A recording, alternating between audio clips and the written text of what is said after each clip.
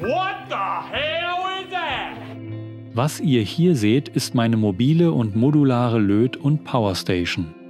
Was ich für Komponenten verwendet habe und wie du das selbst nachbauen kannst, erfährst du in diesem Video. Bei diesem Projekt war mir von Anfang an klar, als Energieversorgung wird ein 18 Volt Werkzeugakku dienen. Es gibt verschiedene Systeme am Markt und passende Adapter, um die Spannung vom Akku für eigene Zwecke abzuleiten. In meinem Fall verwende ich Einhell-Akkus, weil ich halt schon einige für meine Werkzeuge verwende.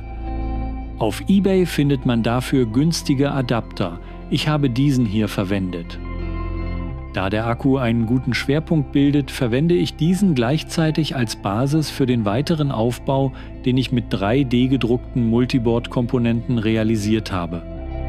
Dafür habe ich für den gekauften Einhell-Adapter einen Multiboard-Konnektor entworfen und 3D gedruckt. Dieser wird dann mit M4x8 Schrauben und Muttern befestigt. Alle erforderlichen Informationen und Links zu den hier verwendeten und konstruierten Komponenten findet ihr in dem Beitrag zu diesem Projekt auf meiner Website. Als Gerüst für die Komponentenmodule habe ich mich für einen Würfel aus 5 Multiboard-Border-Tiles entschieden. An diesen Würfel können nun sowohl innen als auch außen Multiboard-kompatible Komponenten angebracht werden.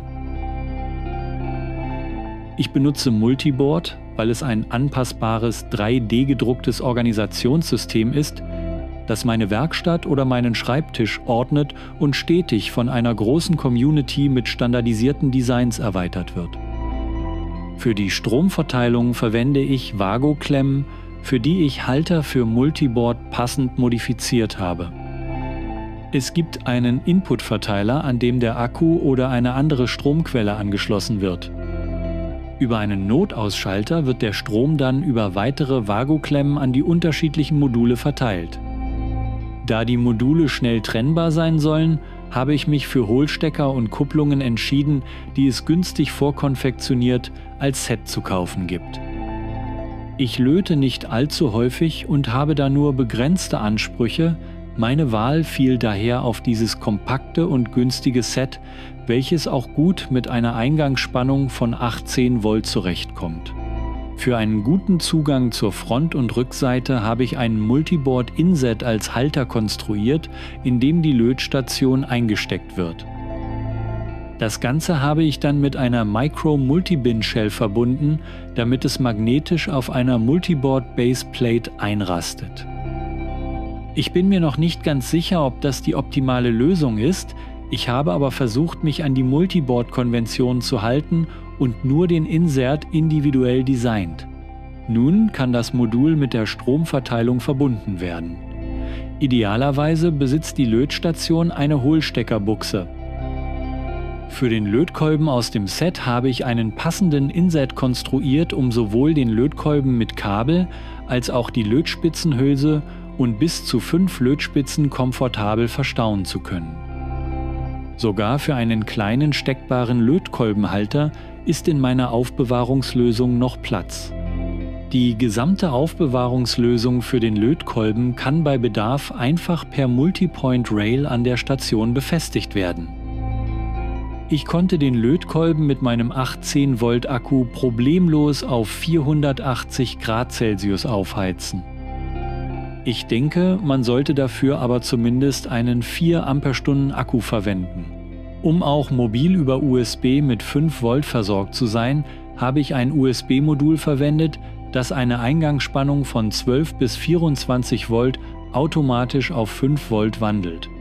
Dafür habe ich eine 2x1 Multibin-Shell in halber Höhe verwendet und einen 2x1 Drop-in-Lid modifiziert, um das Modul aufzunehmen. An diesem USB-Modul lassen sich beliebige USB-Geräte anschließen, vom Smartphone zum Aufladen bis zur LED-Schwanenhalsleuchte.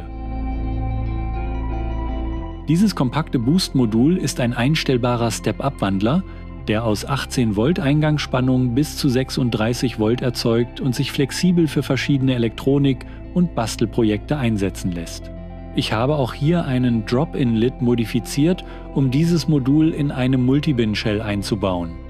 Der Deckel wird mit den ziemlich fummeligen Holding-Pins befestigt. Die unteren Löcher habe ich für eine bessere Belüftung durchgestochen.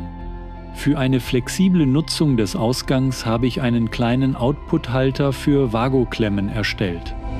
Ich habe übrigens bewusst alle Kabel für Eingang und Ausgang der Komponenten nach oben gelegt, damit man die Module zum Beispiel auch in einer Schublade verstauen kann.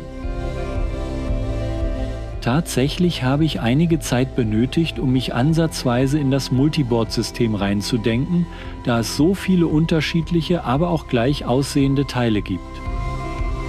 Wenn man sich einige Zeit damit beschäftigt hat, kommt man aber langsam dahinter und es macht Spaß, sich eigene Modifikationen auszudenken.